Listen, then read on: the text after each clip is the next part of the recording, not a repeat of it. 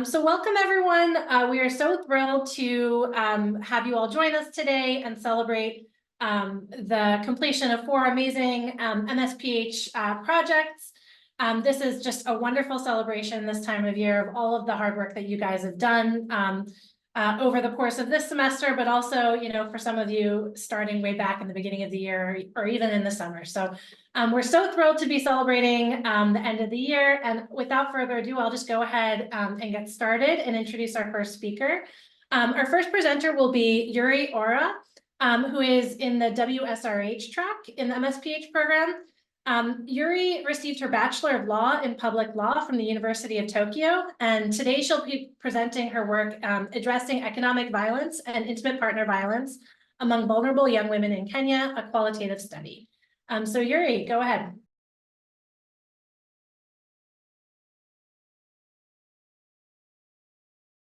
You're muted, Yurie. My bad. Thank you for the introduction, and thank you everyone for tuning in for my presentation today. I'm going to deep dive into economic violence among young women in Kenya. And firstly, I'd like to note that in this presentation, I'm focusing primarily on cisgender female, as they are the largest victims of IPV globally. So what is economic violence? I think almost everyone here knows about intimate partner violence, or IPV, which includes physical, sexual, and emotional violence. And economic violence is the 4th type of IPV, which encompasses behaviors that restrict women's financial autonomy. Economic violence can be categorized into 3 types, as listed here.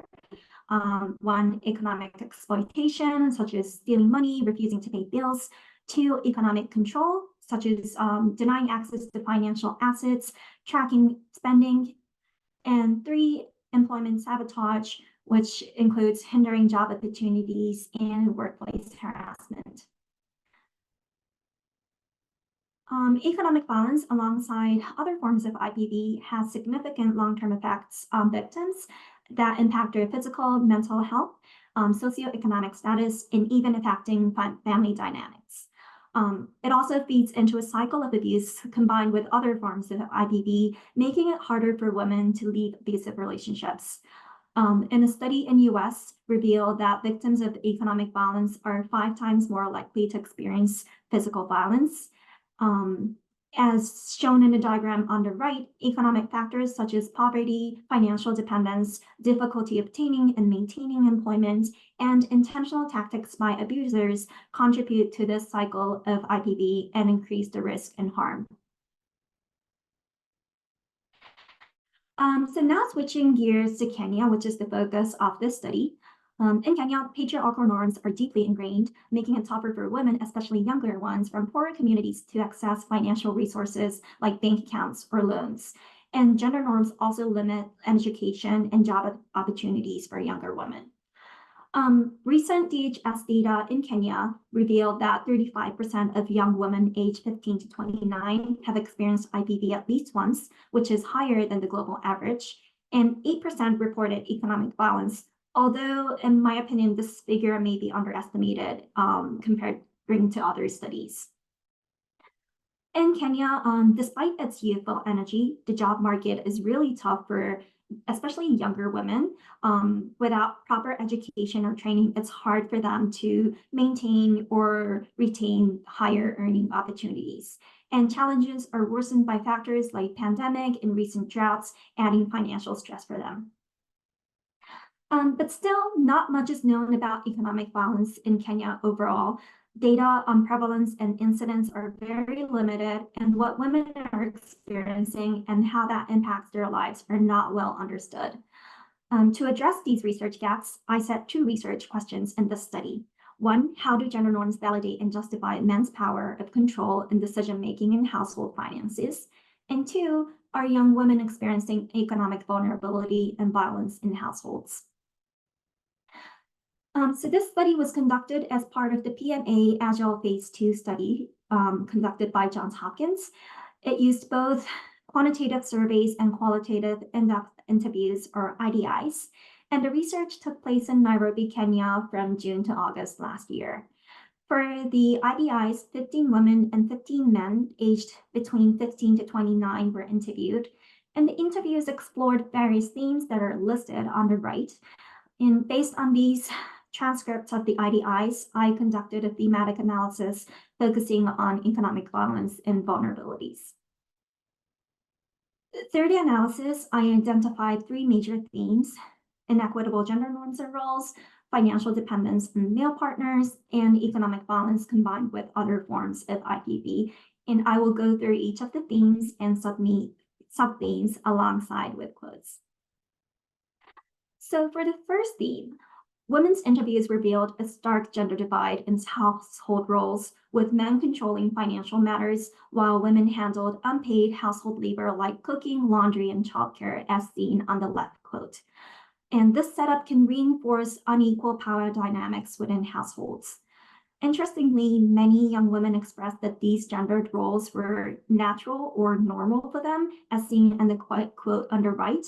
Says, "I think it's okay. I'm a girl. I'm supposed to do the laundry, clean the house, the same way my father goes to work, pay the rent, and look for food." And this reflects that norms are deeply ingrained in the community and often learned and internalized from a younger age. The second theme explores the dynamics of decision-making in household finances, building upon the foundation of the first theme. The participants reveal that men typically hold the authority in determining how earned income is allocated, and as a result, women have less influence in the relationship, potentially restricting their opportunities. This woman in the quote shared that her husband, who is the primary earner, controls all financial decisions, leaving her unaware of their income and excluded from household decision-making. Also, several women reported incidences of men's control over women's money and earnings, as well as restricting in work opportunities. These are typical cases of economic violence that deprive the victim of financial autonomy in a relationship, as we've seen in the first slide. For instance, in the quote on the left, the woman recounted being forced to reveal her earnings to her husband, who then restricted her use of the money. And although it's not listed here, another woman described that her husband refused to provide enough money for basic necessities like food and clothing. On the right-hand side, another woman mentioned her husband's attempt to prevent her from attending a job interview, which highlights the power dynamics within the relationship. And these two incidents just illustrate the unwritten norm that men who financially provide for the family also hold greater power within the household. The last theme is economic violence with other forms of IPV, and financial difficulties can put a lot of stress in a relationship. And through the interviews, women shared how they dealt with these disagreements with the partners. On the very left is a quote from a woman who experienced physical violence from her former partner, even though she was providing him and for the family. On the middle, we have emotional violence. Many women reported that they tended to follow or agree with the decisions of their male partners to avoid conflicts rather than facing or challenging them. And as shown in this quote, the woman said, "I just follow what he says." And when she was asked why by the interviewer, she responded, "I can't see my opinion. If he says something, that's it." And lastly, on the right, we have transactional relationships, which involve sexual favors in exchange for financial support. And this was heard across the interview sites. And in this quote, this woman mentioned that not providing the money in exchange for sex can lead to conflicts. So overall, this study is the first qualitative analysis of economic violence in Kenya, and it explored how young women in Nairobi experienced economic constraints, often due to unequal gender roles, and this can lead to dependence on men and increase the risk of IPV. Key findings emphasize the importance of financial resources in shaping individuals' lives and decisions, particularly for women in communities with wider social and wealth disparities. And quotes from participants underscore the link between economic violence and other forms of IPV too. However, the study has limitations. First, the interview did not extensively cover economic violence compared to other forms of violence, which could have missed some of the experience. Also, the concept of economic violence is not widely understood in Kenya, and that may have affected how participants perceived and reported their experiences. Second, male perspectives on household decision-making and gender norms were not fully explored in the interview. And lastly, the study only focused on Nairobi residents, which may have limited the generalizability of the findings to a state level. To summarize, these findings suggest key areas for future research and policy interventions to enhance the economic independence of young women in Kenya. Firstly, needless to say, the continuing effort to increase awareness and recognition of IPV, particularly focus on economic violence, is very important. And two, enhancing women's financial resilience through government and community approaches, including providing more employment opportunities and workforce training programs, offering financial literacy programs targeting women, such as microfinance programs.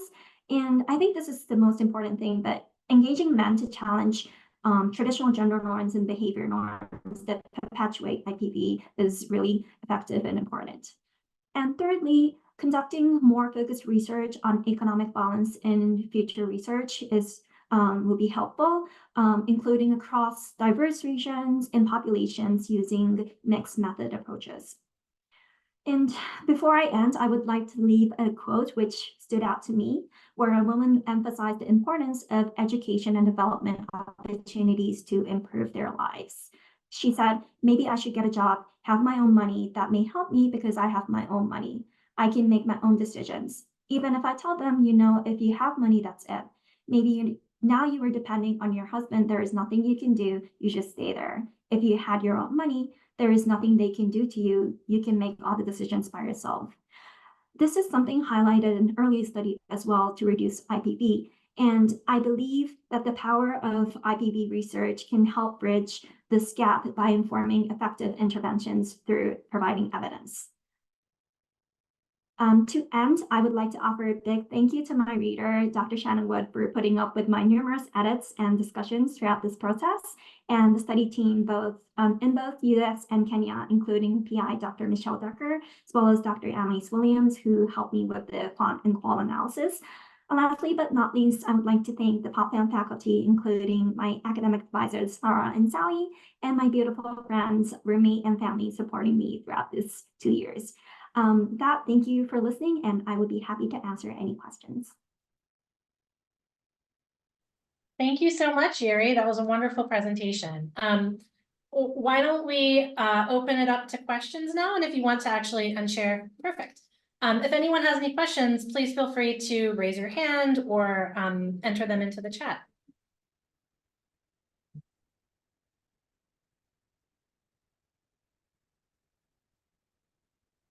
Shannon, go ahead. Hi, Yurie. Excellent work. I have it's a quick question, I guess, for you. So I know that a huge part of this was that the interviews weren't explicitly talking about or asking questions about economic violence. And a lot of these themes are more around gender norms within relationships and decision-making surrounding finances. So can you just tell us a little bit more about that process that you went through to disentangle, some of these more macro level factors versus explicit discussions of economic violence? Yeah, absolutely. And thank you for the question. I'll just quickly pull up my slide. Just a moment. So,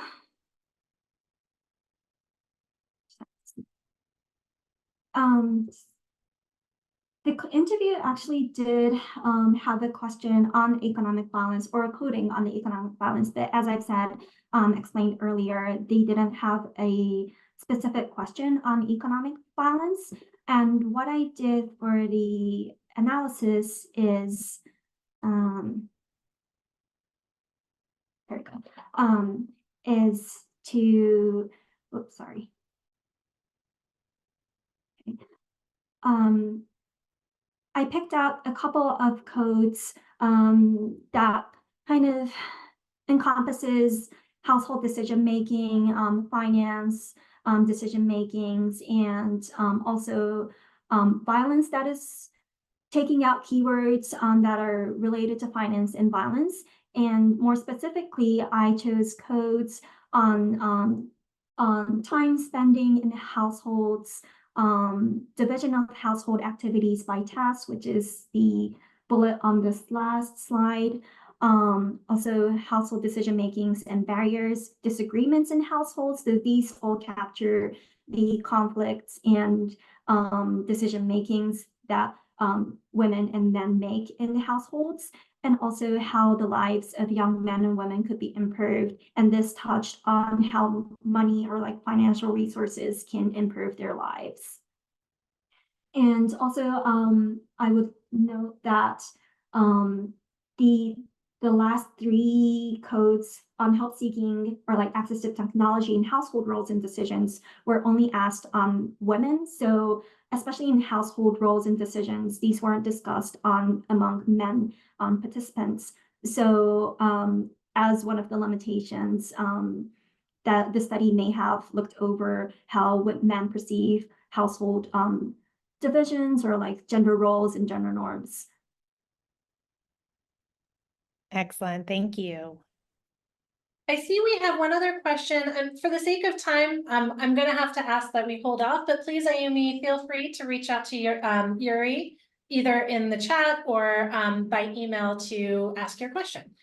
So we're gonna move on to our second speaker. Our second speaker is Kenneth Brown, who is in the Population and Health track in the MSPH program. Kenneth received his Bachelor of Science in Public Health from the College of New Jersey, and will be presenting today on maternal health issues in New Jersey and analysis of the changing landscape. Thank you for the introduction. As just mentioned, my presentation is on maternal health issues in New Jersey, an analysis of the changing landscape. Sorry, let me turn those captions off. Okay. So just a quick introduction. What kind of got me interested in this is that in 2018, New Jersey had one of the worst maternal health mortality rates in the country at 26.7 deaths per 1,000 live births in the country. And since then, there's been a lot of conversation, a lot of political action, just legislative changes looking at improving maternal health outcomes in the country. So my paper really sought to sort of understand what some of the changes have been and what the impact of that has been on the state of maternal health. So one of the first things that New Jersey did was they started this collaborative to review maternal mortality. And what they found that in the period from 2016 to 2018, there were 125 pregnancy-associated deaths, and about 35% of those were pregnancy-related, and another 60% were pregnancy-associated but not related. Some significant findings there were that Black women were 6.6 times more likely to die from a pregnancy-related death than white women, and Hispanic women were 3.5 times more likely to die from a pregnancy-related death than white women. And what was interesting about this as well is that in their review, they found that about 90% of these deaths from both categories, associated or related, would have been preventable by some change in a distal or proximate factor. Digging in a little bit further into analysis, for pregnancy-related deaths, they found that the leading causes of deaths were things like cardiovascular conditions, hemorrhage, hypertensive pregnancy disorders, embolism, and the whole host of other things that you see there on the graph. And among pregnancy-associated but not related deaths, substance use disorder was by far the biggest contributor, as well as suicide, homicide, cancer, and other types of underlying cause of disease. They also found that cesarean deliveries were extraordinarily common, and they were linked pretty heavily to hemorrhage, infection, and severe maternal mortality. Complications also varied significantly by race, with Asian mothers having the highest rates of episiotomies, third and fourth degree perineal lacerations, and Black mothers had the highest rates of severe maternal morbidity with transfusion, post-admission infection, and obstetric hemorrhage. So what New Jersey did in response to this was pass a lot of legislation. There are over 40 pieces of legislation that were passed since 2018 aimed at tackling maternal health outcomes. They also started Nurture New NJ, which is a multi-agency collaborative started by the governor's wife, actually, which has aims of improving maternal health outcomes by focusing on pre-pregnancy health, equitable care, pregnancy, and supportive environments. They expanded doula access and harm reduction programs, and they also just I don't know if they broke ground, but they're starting a maternal health innovation center right here in the capital, which sole purpose is to study issues related to maternal health. Some of the big things that they did included investing $17 million in family planning, creating a maternal health awareness day, expanding paid medical family leave, creating the nation's first hospital maternity care report card.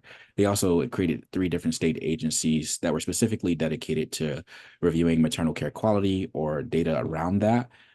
So some pretty significant investments. But with all these things that were happening over these several years, I started to wonder, what has the impact been? Has it actually made a difference? So digging into the impact, as you can see in the graph here, one of the big things that we looked at was the percent of cesarean deliveries, because they were linked to so many significant outcomes as far as maternal morbidity is concerned. The rate has decreased, but it's only decreased slightly by 2% less per of all total delivery hospitalizations. And on the graph on the right, we see obstetric hemorrhage rate per 1,000 delivery hospitalizations by delivery type. And we can see that cesarean deliveries are a significant contributor. It has not really changed much. In fact, it's increased by 2 more per 1,000 delivery hospitalizations, and the same for the other deliveries as well. Here in the post-admission infection rate, the trend is the same. Cesarean is contributing more to the post-admission infection rate versus vaginal deliveries. And the same can be observed for severe maternal morbidity with transfusion, as it's a significant difference, as you can see on the graphs, but both are rising in any case. These graphs started to look at the differences by race. For obstetric hemorrhage, we see that Black women are significantly more likely to experience obstetric hemorrhage compared to all other races, followed by Hispanic women. And the lowest people who are experiencing this would be Asian women or white women, but still pretty high rates. And then severe maternal morbidity with transfusion rate on the right-hand side. It was really interesting to see the rate drop so significantly for Black women, who historically have had the highest rate of this, but they now have the lowest rate, while multicultural, followed by Hispanic women, have the highest rates of severe maternal morbidity with transfusion. And finally, in this last graph, we see the post-admission infection rate by per 1,000 delivery hospitalizations by race. And you can see here that Asian women have the highest post-admission infection rate, followed by African-American women, and then Hispanic. Oh, I'm sorry. Yeah, I'm sorry. Couldn't see the bottom of my screen. And then the lowest would be non-Hispanic white women. After reviewing a lot of this data, the big thing that I noticed was that a lot of challenges persisted, particularly for Black women and other ethnic groups. As you can see, the rates are increasing for most groups, or just not decreasing at all, despite all the differences in policy and legislative actions. And notably, there was just a lack of consistent annual reporting, specifically for maternal mortality. The last report that did come out was for the years from 2018 to 2021, where the rate was 25.7 per 100,000. That's per live birth, sorry. And I just thought that was really interesting that particularly wasn't being made available to the public, because I know that there's a committee that's reviewing it. So it seems that despite all the efforts, translating the policies into actionable change has remained a really big concern. So with that in mind, I came up with a couple different policy options that I thought could help sort of either improve the issues or provide a little bit more insight into what's going on. The first of these is the Continuous Maternal Mortality Review Act. And this basically will require ongoing and continuous cycles of reviews and annual reports for maternal mortality specifically, so that researchers and anyone else interested in, impacting the field could actually have the data available to them in order to do so. The second one is the Structural Racism Impact Assessment Act, which would look to create a comprehensive assessment at the community level to try to dismantle structural barriers that affect issues related to maternal health outcomes, and really focus on the root causes of racial disparities within the state. And then the Perinatal Mental Health Screening and Support Program, which would implement routine screenings and offer comprehensive support services to nursing mothers, expecting mothers, and support community-based programs and educate healthcare providers.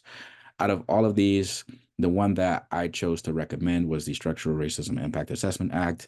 And this is because the racial disparities are just so drastic. And one of the things that I didn't mention before was that those racial disparities were prevalent even in spite of adjusting for clinical and socio-demographic factors.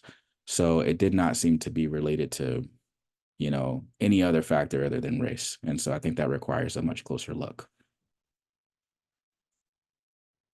And these are my references. And just acknowledgements. I'd like to thank all the PFRH faculty and staff for educating me, providing me with all the skills to do this.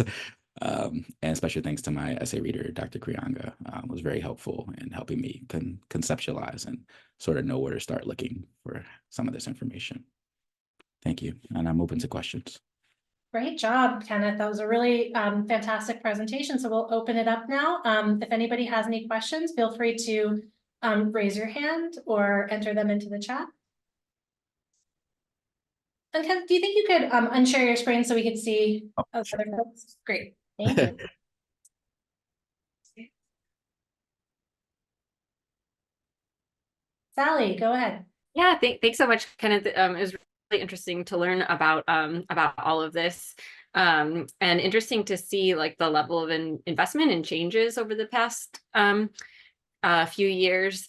I guess I'm just, and I think, you have intimate knowledge of New Jersey because you're working with the state health department currently, right? And so I was just wondering, like, in terms of your recommendation, what you think, like, is that feasible or possible? Do you think there's still like an appetite to make a change like that, do something like that?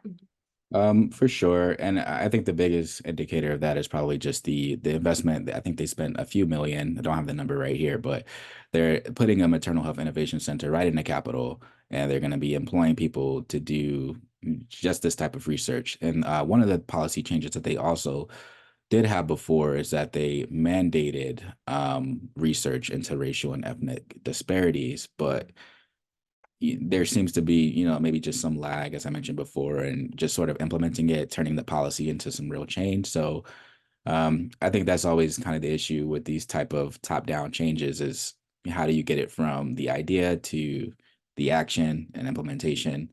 So I guess that's yet to be seen. So I have one additional question. So for a lot of the indicators that you followed or that you looked at, it seemed like things have actually gotten worse, which is a point that you raised in your presentation. So you definitely, with your recommendations, you touch on kind of next steps for that, but do you have a sense of what could be driving that? Do you think it's kind of what we already know, or are there other factors that you think may be specific to New Jersey or specific to this time period that might be contributing to these kind of upward tick in negative outcomes? It's not completely clear. I think there could be different things. For example, the maternal health report card, where a lot of this data come from, is new. And so more and more hospitals is mandatory for them to participate in this. Maybe, the data that we had before wasn't as robust. Maybe they're finding better ways to collect this data. The people that are working on this, it's a collaborative of different organizations. They're looking at ICD-10 codes and all sorts of things in order making these decisions on who they include in these reports and, what applies, what doesn't. So I think, it's hard to say why. We also know that we have the COVID-19 pandemic, just thinking about like pregnancy associated deaths, for example, like that could obviously easily raise the number of deaths. But as far as linking them to specific complications or outcomes, that's not really clear. And they don't really touch much on that. I do know that, there's a lot of investment into, clinical factors like implicit bias training and, trying to make sure that everyone on the maternity teams are trained to the same level. But yeah, I have no clue. Well, that's really helpful and interesting to hear about things that are actually happening on the ground. So thank you so much. That was a wonderful presentation. I think we will now switch gears, and I'll introduce our third speaker, who is Anita Wang. Anita is in the adolescent health track in the MSPH program. She received her Bachelor of Science in Public Health from UCSD, the University of California, San Diego. And today she'll be presenting on the association between young people's adversity and their sexual and reproductive health based on the Adverse Behaviors and Experiences Survey. So Anita, go ahead.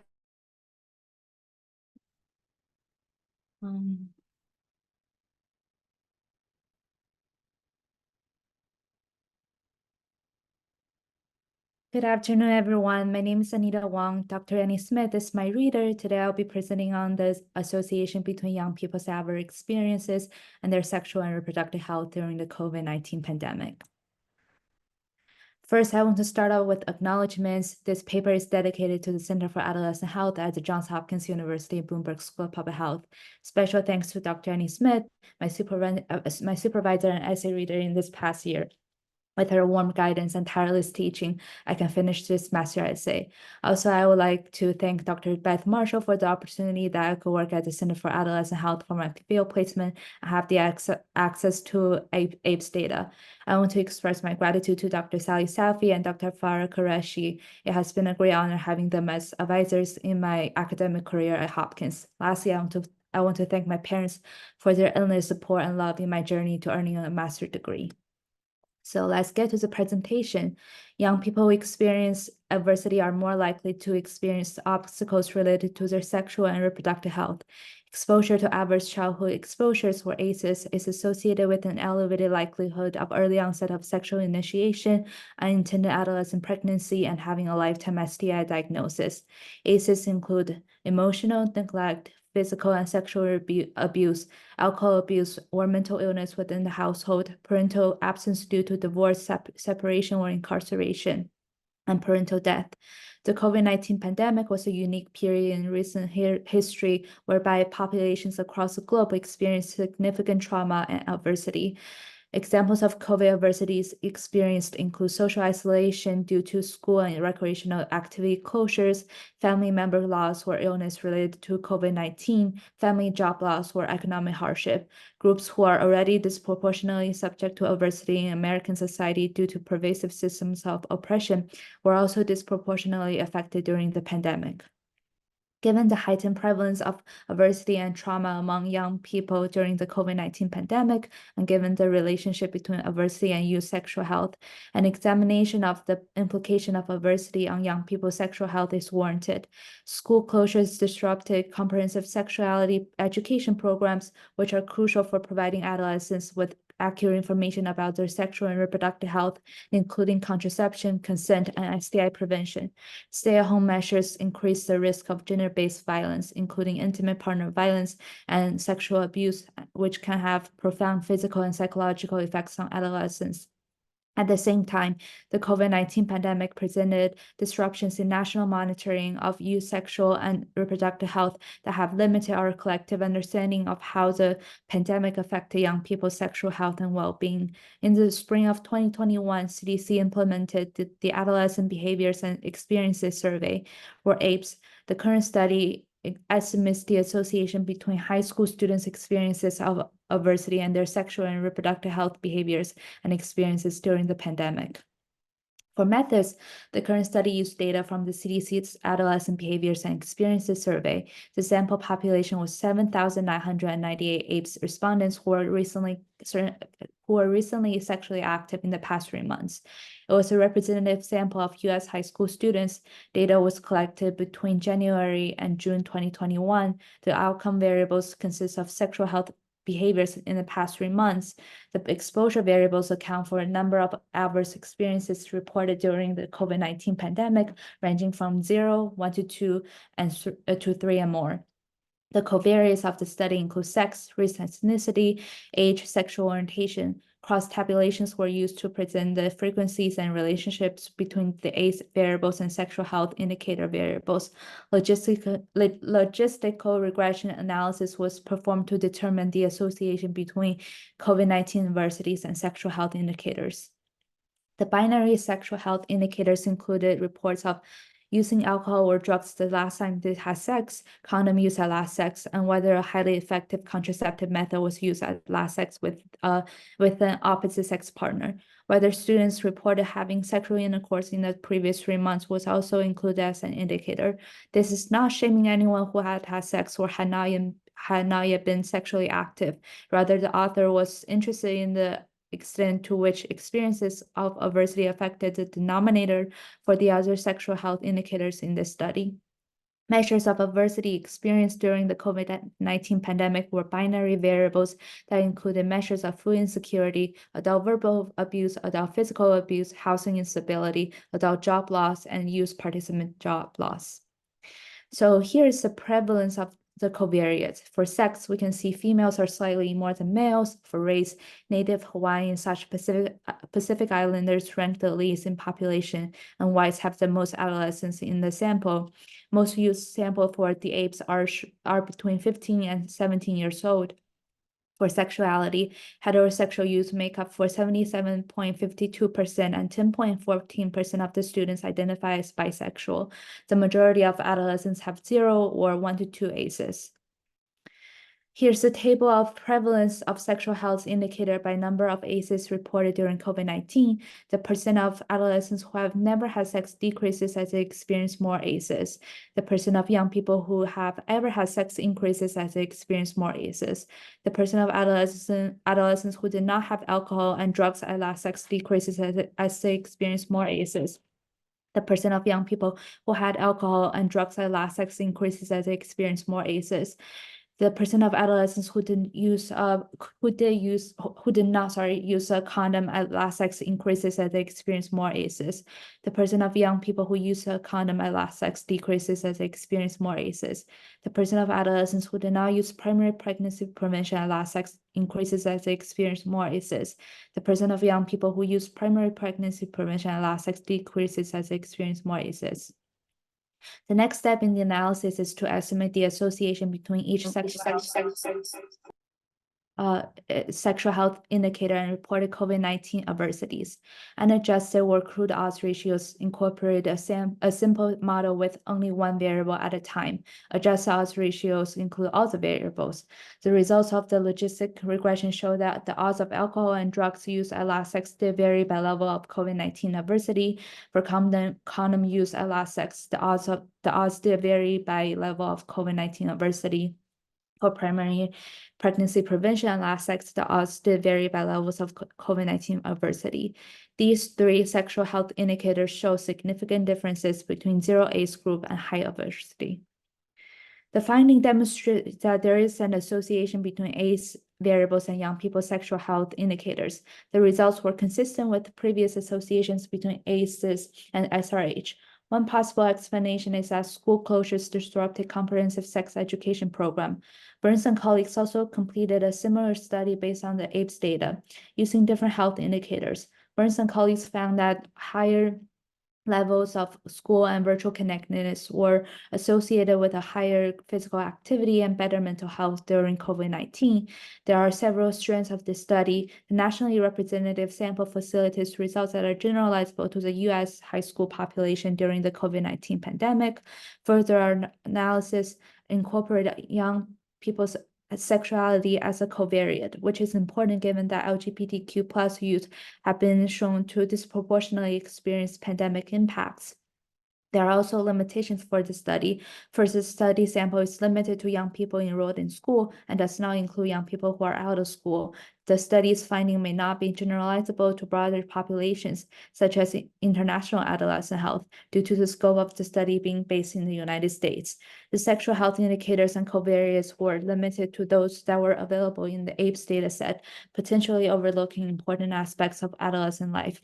Adolescent behaviors and experiences can be influenced by a wide range of social, cultural, and environmental factors that may not be fully captured or accounted for the study.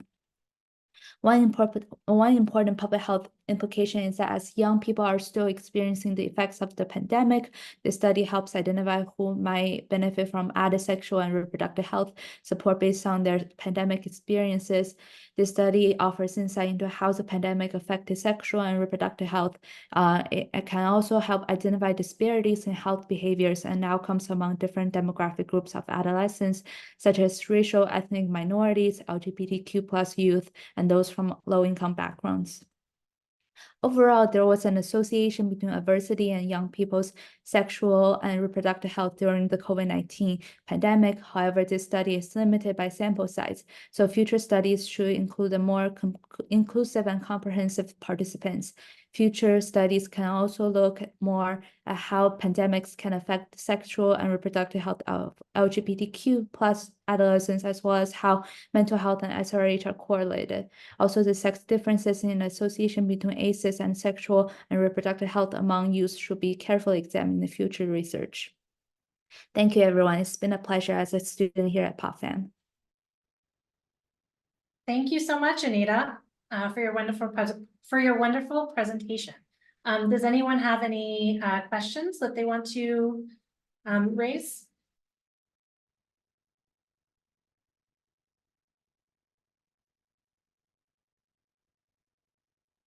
I'll jump in and ask a question. I actually have two. If others want to raise their hand, I can just ask my first one. And the first is pretty simple. Just when you presented the logistic regression, how did you define the low adversity versus high adversity? I guess I'm wondering where that like middle. Yeah, so we have like ACE variables, and those questions we make them like binary. There's like 0, which is no adversity, no account of or encounters of the adverse experience, and there's like levels of adversity if they say yes, but then we count them as 1. So we just like conduct a census and then just count how many zeros we get and how many ones we get. So it was looking at people who didn't experience any ACEs versus people who had experienced ACEs. Got it. And I guess the other question I had was just, it's really interesting to see the associations that you found. And I'm wondering if you have any sense of like what the relationship between experience of ACEs and those sexual health outcomes looked like before COVID, and if you think it was different prior to COVID. Yeah, so before COVID, it was definitely before and after it was definitely similar, because we just the assumption was that the more ACEs one person experienced, the more adverse sexual behavior risk and adverse and risky behaviors that they might encounter.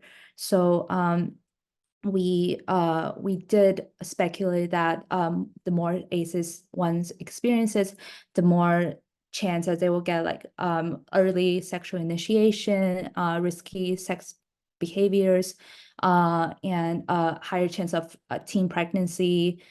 Yeah, so that was our assumption. Well, thank you so much, Anita. We will turn now to our last presenter, Yongyi Lu, who is in the WSRH track. Yongyi graduated from the American University and received her Bachelor in Arts in Public Health. And today she'll be presenting on the association between women's perception of community support for the utilization of maternity healthcare services in Ethiopia. So Yongyi, I'll turn it to you.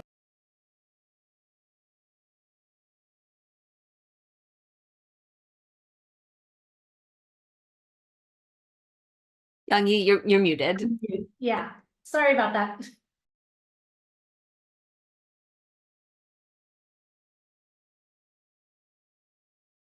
Sorry about that. So hello, everyone. Thank you so much for the introduction. So my presentation is on the topic of the association between women's perception of support for and utilization of maternity care healthcare service in Ethiopia. So I would like to have a brief introduction about the background. So sub-Saharan Africa has the highest mortality rate in the world, and around 85% of maternal death worldwide take place in Africa.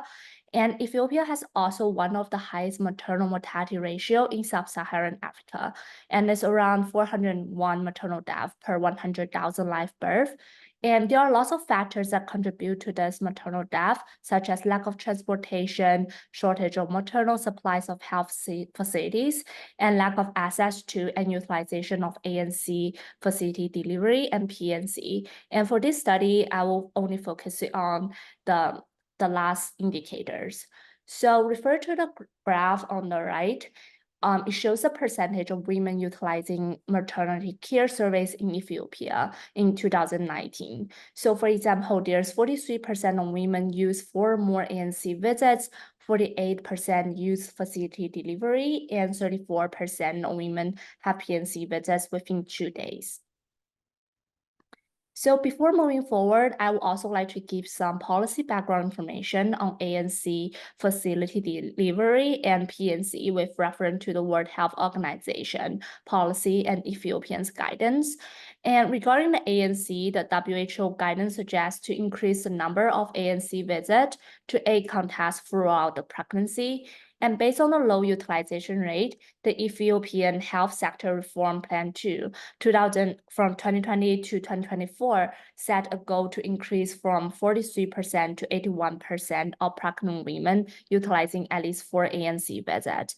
And regarding facility delivery, the WHO suggests to give birth in a healthcare facility. And respond to this guidance, Ethiopia has the free delivery surveys in public health facilities, but the utilization is still very low due to factors such as lack of transportation, low level of awareness about complication of pregnancy. And regarding the PNC visit, the WHO suggests to receive PNC within 1 day of birth and a minimum of 4 PNC visits within the first 6 weeks after birth. And based on the low utilization rate, Ethiopian Health Sector Reform Plan from 2020 to 2024 suggests to increase the proportion of pregnant women receiving early PNC visit within 2 days from 34% to 76%. So regarding the research gap, so many previous studies already analyzed how other factors affecting the utilization of this maternity care surveys, such as education, mass media, and size of family. But this study examined how women's perception of community support influenced the utilization of maternity healthcare surveys in Ethiopia. So the objective of the study is to understand the community level support of ANC facility delivery and PNC, and how this may affect women utilization of this healthcare surveys.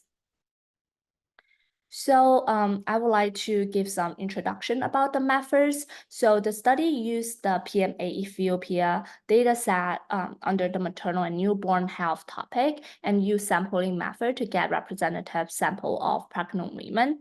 And the data collected during the pregnancy and at 6 weeks postpartum. And the total number of sample size is 2,242. And the study used a descriptive statistic method and logistic regression method for the analysis. So I would like to highlight some statistics from table 1. So from the graph on the left, it shows the proportion of community where most people encourage pregnant women to seek maternity care. So there's 43% of women utilize 4 or more ANC, and 48% use facility delivery, and 34% use PNC visit. And from the graph on the right, it shows the women utilization of maternity care surveys. So there's 35% of women utilize 4 or more ANC visits, and 54% utilize facility delivery, and 48% use PNC visit. So regarding the methods, this is for table 2. So the study used a logistic regression model to analyze the association between the independent variable and the dependent variable. And regarding the actual survey questions, I would like to highlight the women perception of community support for ANC as an example. And the study used a question: do most, some, few, or no people in your community encourage going to antenatal care, to measure women perception of community support for ANC. And the response option for the question includes no people, few people, some people, and most people. And we also use similar question to measure perception of community support to facility delivery and PNC. And for the maternity healthcare surveys, the study combined the ANC, facility delivery, and PNC variables. So this is the result of the study, and the results show that it is statistically significant that women perception of community support for ANC, facility delivery, and receive PNC were associated with the utilization of such surveys. And women living in community where they found most people encourage utilization of ANC were nearly 3 times as likely to receive 4 more ANC visits compared to women who found there was less community support for ANC. In addition, women living in community where they felt most people encourage facility delivery were about 3 times as likely to give birth in a facility compared to women who felt there was less community support for facility delivery. And this study also found that women who report most people in their community encourage utilization of PNC were nearly twice as likely to receive PNC visits within 6 weeks postpartum compared to women who felt there was less community support for PNC.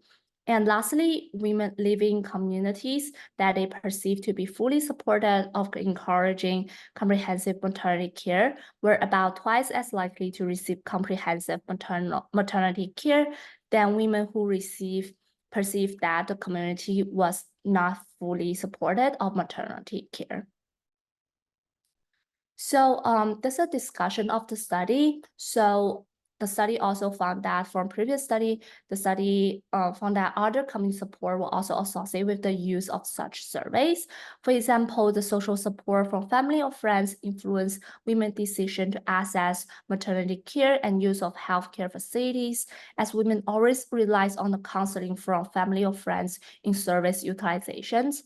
And also some community have their cultural perspective on ANC visits, including the timing and preferred location instead of following the guidance of ANC visits. And also enhance community knowledge correlated with improved reproductive health outcomes. And regarding the community economic prosperity, the community healthcare infrastructure qualities and its social economic status are also associated with maternity healthcare seeking behaviors. And lastly, considering the community gender norms, women with higher level of education are more likely to have decision-making autonomy, and this autonomy also allowed them to make more independent choices. So, since this study used a national representative data, so it has more representative reliability and validity. And it can also minimize the recall bias and enhance the accuracy of the result by administering timely measurement to all the participants. And this study also has some limitations. So we use a categorical question to define people's perception of community maternity care support. So it may have some social desirability bias because respondents may adjust their answer according to the researcher expectations. And also has some lack of standardized criteria because we use yes or no questions for the questionnaires. And the study also may have some reverse causality for limitations. And for the future recommendations, we suggest more research on community support to improve women's utilization of maternal health surveys, and also additional research on differences in women perception of support in different communities. And it also needs greater efforts to improve health education and quality of healthcare in Ethiopian communities. So yeah, this is the end of my presentation, and thank you so much to my reader, Dr. Sally Safi and Dr. Linnea Zimmerman and Paul Fan. Thank you. Thank you so much, Yongyi, for your wonderful presentation. As we've done throughout this, our time together, I'm going to open it up now for questions. Does anyone have any questions that they want to raise to Yongyi?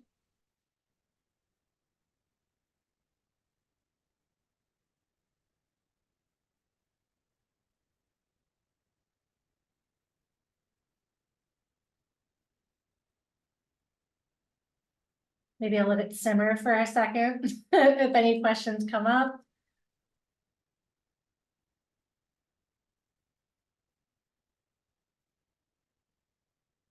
All right, well, it seems like folks are quiet. Thank you so much for all of the hard work that you all put into your presentations today, to your projects. The work that you've been doing all year really shows, and the time and effort and care that you put into your presentation. So thank you all for being here. We're so thrilled to be celebrating the end of the academic year and the completion of your program.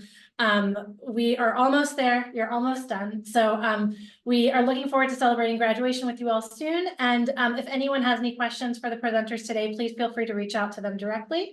And we will see you all soon. Take care.